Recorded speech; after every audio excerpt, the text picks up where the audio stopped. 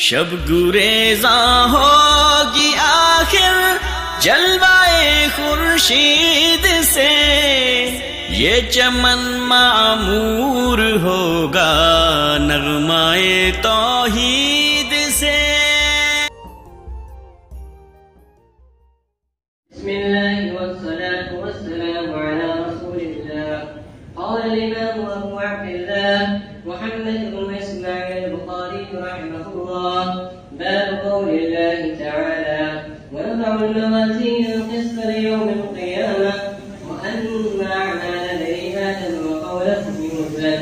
وقال مجاهد القسطاس والعدل بالرومية، ويقال القسط مصدر المقسط وهو العادل، وأما القاسط فهو الجائر.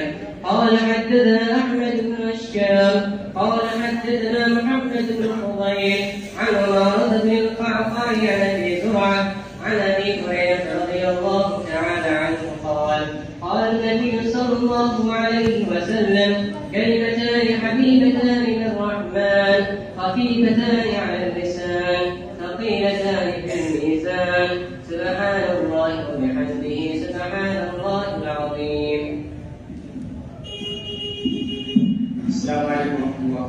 وعليكم السلام. بسم الله والصلاة والسلام على رسول الله. قال الإمام البخاري رحمه الله باب قول الله تعالى ونذر الموازين القسط ليوم القيامة وأن أعمال بني آدم وقولهم يوزن. وقال مجاهد القسطاس العدل بالرومية، ويقال القسط مصدر المقسط وهو العدل، وأما القاسط فهو الجائر. قال حدثنا أحمد بن أشقاق قال حدثنا محمد بن فضيل عن عمارة بن القعقاع عن أبي زرعة عن أبي هريرة رضي الله تعالى عنه قال قال النبي صلى الله عليه وسلم كلمتان حبيبتان إلى الرحمن خفيفتان على اللسان ثقيلتان في الميزان سبحان الله وبحمده سبحان الله العظيم.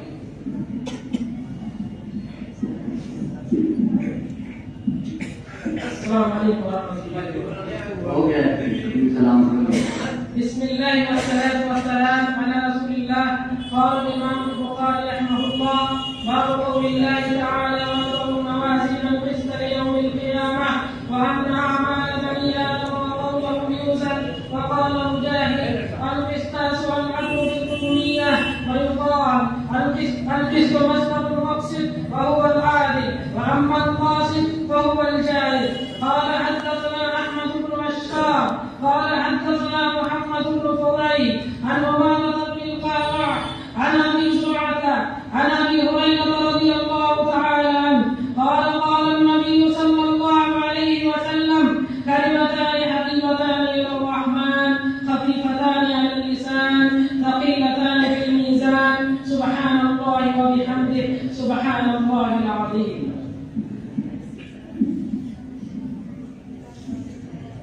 بسم الله والصلاة والسلام على رسول الله.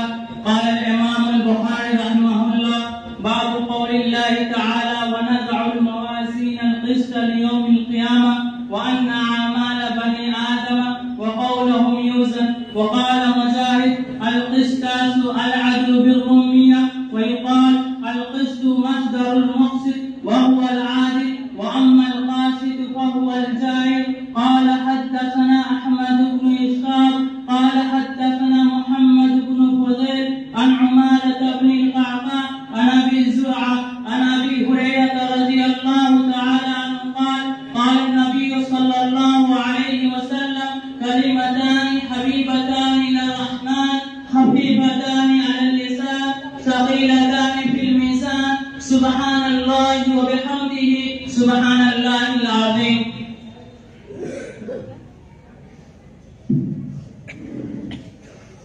بسم الله والصلاة والسلام على رسول الله.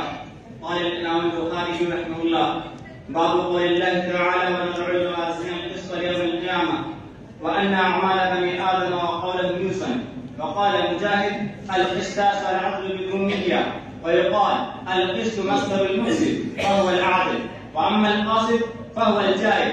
قال حدثنا أحمد بن أشقاق قال حدثنا محمد بن فضيل عن عمارة بن القعقاع عن أبي زرعة عن أبي هريرة رضي الله تعالى عنه قال قال النبي صلى الله عليه وسلم: كلمتان حبيبتان إلى الرحمن خفيفتان على اللسان ثقيلتان في الميزان سبحان الله وبحمده سبحان الله العظيم.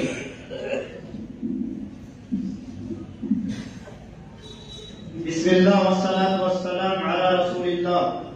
قال الإمام البخاري رحمه الله: باب قول الله تعالى: ونزعوا الموازين القسط ليوم القيامة وأن أعمال بني آدم وقولهم يوزن. وقال مجاهد: والقسطاس العدل بالرومية، ويقال القسط مصدر المقسط وهو العادل، وأما القاسط فهو الجائر. قال حدثنا أحمد بن إسحاق قال حدثنا محمد بن الفضيل عن عمارة بن الخطاب عن أبي زرعة عن أبي هريرة رضي الله عنه قال النبي صلى الله عليه وسلم: كلمتان حبيبتان إلى الرحمن خفيفتان على اللسان ثقيلتان في الميزان سبحان الله وبحمده سبحان الله العظيم. بسم الله والصلاة والسلام على رسول الله. باب قول الله تعالى: ونزعوا الموازين القسط ليوم القيامة وأن أعمال بني آدم وقولهم يوزن. وقال مجاهد: القسطاس العدل بالرومية، ويقال القسط مصدر المقسط وهو العادل، وأما القاسط فهو الجائر. قال حدثنا أحمد بن إسحاق قال حدثنا محمد بن الفضيل عن عمارة بن القعقاع عن أبي زرعة عن أبي هريرة رضي الله تعالى عنه قال النبي صلى الله عليه وسلم: كلمتان حبيبتان إلى الرحمن خفيفتان على اللسان ثقيلتان في الميزان سبحان الله وبحمده سبحان الله العظيم.